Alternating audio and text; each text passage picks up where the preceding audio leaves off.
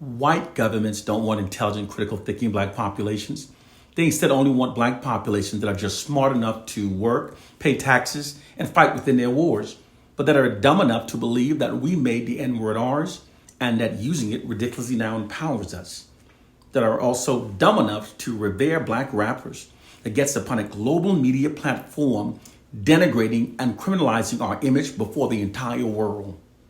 That are also dumb enough to believe that we're being controlled by a silly slave syndrome myth, which presents what would in fact be the least effective method used for controlling generations of people. Black populations that are also dumb enough to believe that we Africans in America are not from Africa, although countless millions of us have taken DNA analysis that have scientifically confirmed our African identity. That are also dumb enough to believe that we're now our worst enemies, in spite of a preponderance of evidence to the contrary, proving that white oppressive forces are still our worst enemies. They also want black populations that are dumb enough to get our morals from a book written by our historically most immoral enemies. That are dumb enough to believe that a Bible written by sexually perverted Romans that routinely engaged in massive orgies, wife swapping, incest, freak-offs, and death sports could possibly contain the true words of God. They also want black populations that are dumb enough to believe that a Bible brutally beaten into the blood-soaked minds of our enslaved ancestors by their ungodly enslavers that also raped, maimed, castrated, and murdered them now ridiculously provides the path to our salvation. Black populations that are also dumb enough to believe that a Bible that strongly condones the evils of slavery could possibly be the true words of an infallible God. And black populations that are brainwashed enough to become angry at anyone who points out how ridiculous these noted beliefs are. We must stop believing in things that literally insult our own intelligence. A speaker of truth has no friends, African proverb. Enough is enough. Black people, the time of believing in idiotic things that literally insults our own intelligence has now passed. Our plight has nothing to do with a Bible written by our most ungodliest enemies and brutally beaten into submission within the blood-soaked minds of our ancestors by their ungodly enslavers and colonizers. That premise is in fact an asinine one. Our condition has nothing to do with a silly slave syndrome myth. That silly myth presents what would in fact be the least effective method used for controlling generations of people. It's simply not how true brainwashing is achieved. And we did not make the N-word ours, and using it does not empower us. Both narratives to the contrary are the opposite of the truth. The true reason why millions of African Americans now call ourselves niggers is a social construct by white oppressive forces. All of these noted beliefs that exist amongst many of our people, millions of our people, are asinine beliefs. And if you're not certain what asinine means, it means to think ass backwards. I will not endorse ass backwards beliefs in order to hold on to mentally enslaved and ignorant family members and black friends. Whenever we allow ignorance to go unchecked, we're literally supporting the white society's mental enslavement of our people. Our core problem is that the ignorant and mentally enslaved ones have been made overconfident, and the intelligent and awakened ones feel outnumbered and are intimidated. Therefore, they remain silent. This silence allows the ridiculous belief held by the ignorant and mentally enslaved ones to prevail throughout the black community, thus hindering our liberation as a people.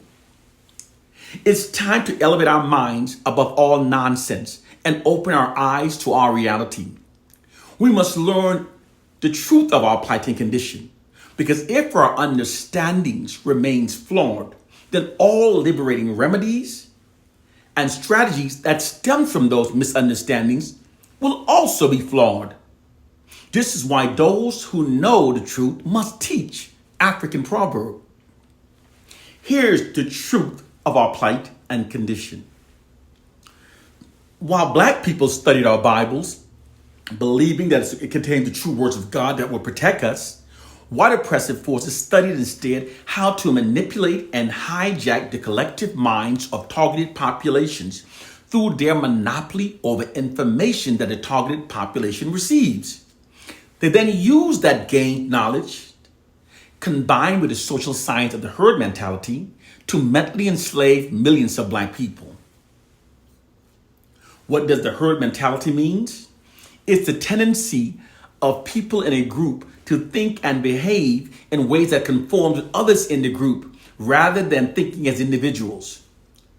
When the group mind is captured within the herd mentality social engineering construct, individuals that are otherwise very intelligent can be made to resist intelligent critical thinking and can be made to believe things that literally insults their own intelligence. They do so merely because everyone else around them thinks the same. It's also called thinking without actually thinking. Once white oppressive forces captured the collective minds of the black masses within a herd mentality, they then deployed what is called a structural cultural stupidity psychological warfare campaign against the black population. Structural cultural stupidity is when the ignorant ones have been deliberately made so overconfident within their state of ignorance that it causes the intelligent ones to become intimidated and then they become silent, thus allowing the idiotic beliefs of the ignorant ones to prevail throughout our communities, creating cultural stupidity. Here's how to create cultural stupidity within a targeted population. You first strip the targeted population of their history, their culture, and knowledge of themselves. Then you constantly and systematically feed idiotic ideologies into their communities.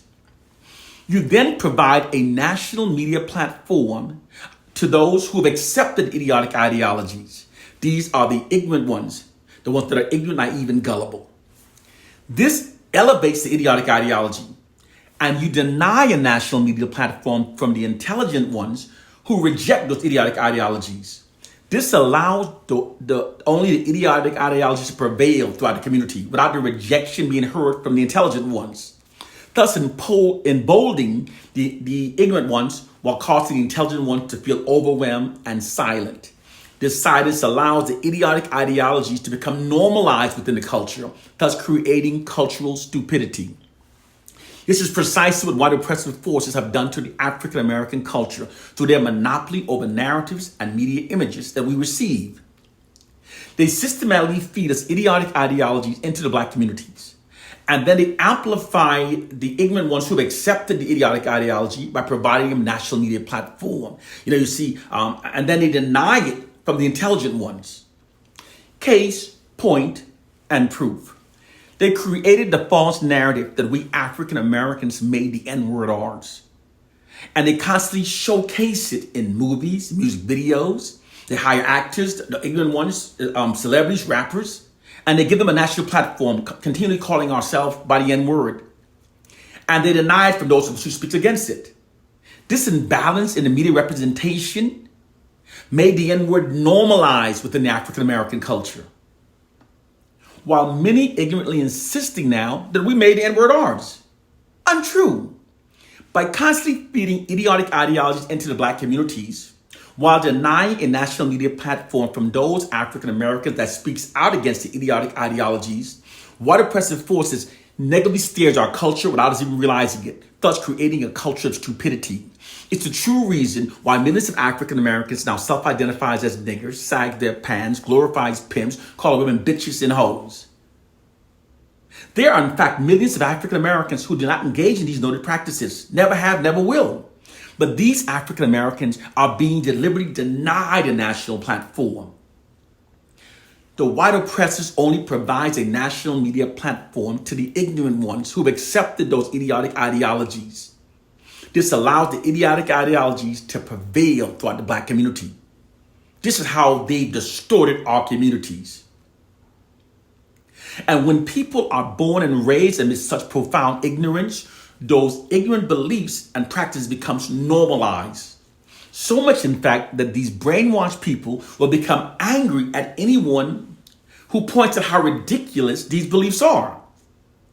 This is not some feeble-minded attempt at scapegoating that attempts to absolve ourselves of our own responsibilities by wrongly blaming good white people, as so many black people have been brainwashed to think and respond. It's the absolute truth. Presently, white government agents that specializes in psychiatry and propaganda analyzes and studies everything about the black population. Our beliefs, our likes, our dislikes, our strengths, and our vulnerabilities. This surveillance information is gathered and decisions are then made on which best fraudulent narratives to produce to create certain psychological feelings among the black population or to steer the black population in a way that aids the white society in maintaining its social dominance and control over the black population. This practice was implemented in response to the unprecedented unified black protests demonstrated during the 1960s. It's how the U.S. White establishment dealt with what they called addressing the U.S. Negro problem. Because they write all of our narratives and controls all of our mainstream media images that we receive daily, they systematically feed us false information and distorted media images that are designed to make us think and behave in ways that are against our own self-interest and that instead serve the nefarious hidden interests of the white society. In fact, our true core problem is that white oppressive forces with the ability to create false narratives that makes us think and function in ways that are against our own self-interest are doing so. They feed us the false narrative exaggerating the issue of black on black crime. It's how they manipulated millions of black people to perceive ourselves as our own worst enemies. It was this propaganda campaign they used to shift black collective aggressions away from the white society and redirect it against ourselves. They also miseducate us to believe that our ancestors were savages before the white society brutally invaded, colonized, and enslaved Africans. That false narrative makes many black people believe that the white society's brutal invasion and colonization and enslavement of our ancestors actually benefited us. This literally causes many black people to feel grateful and indebted to the white society for their brutal invasion and enslavement and colonization of our ancestors. We're being manipulated to think of ways to serve the white society. They also keep inundating us with fraudulent negative propaganda about ourselves, because doing so demoralizes us, divides us, creates black self-loathing. Keeping us within this condition prevents us from being able to unify ourselves against the white society. The constant black racially demoralizing propaganda also attacks the core foundation of what bonds us as a people, and we can then be ruled over forever. This psychological warfare campaign is the true reason why many black people are now self-loathing, now perceives ourselves as being our own worst enemies, and reveres and defends Caucasians in spite of such a brutally horrific history of white racism, oppression, and discrimination against us throughout history. It's always by deliberate design whenever the oppressed starts thinking exactly as the oppressors wants them to think. While we read our Bibles, believing that it contains the true words of God that would protect us, white oppressive forces studied instead how to manipulate the minds of large targeted populations. They then use that gained knowledge to mentally enslave millions of black people. Because they socially engineered us to be very religious rather than critical thinkers, we are therefore easy victims of those who have studied how to instead hijack the group mind of targeted populations. Those black people who do not critically think never notices their mental change. There are many nefarious propaganda schemes at play that white oppressive forces presently deploys against black people unrelentingly. They also now criminalize and vilify our image to falsely validate their past and present mistreatments of us. It also makes others insensitive to our plight. It's a propaganda tactic known as manufactured consent to mistreat.